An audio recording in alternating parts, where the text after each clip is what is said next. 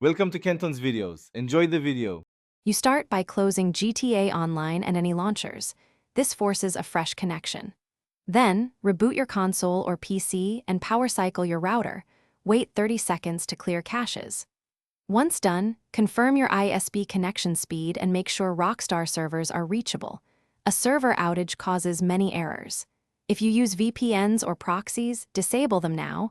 They often introduce packet loss. These first steps reset state and reveal whether the problem is local or server-side. Now you verify and repair corrupted files. Use the launcher's Verify or Repair option to compare local files to the official build. On consoles, clear the system cache by power cycling or using storage options.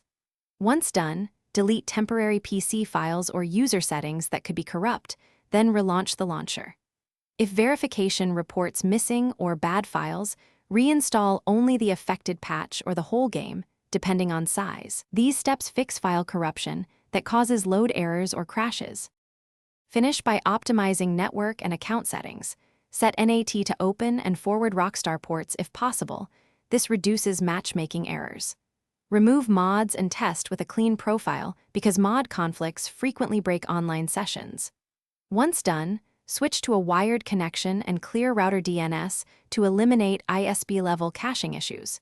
If you still see errors, use the in-game report and the Rockstar support tool. Include error codes and recent steps taken. Troubleshooting tip: if not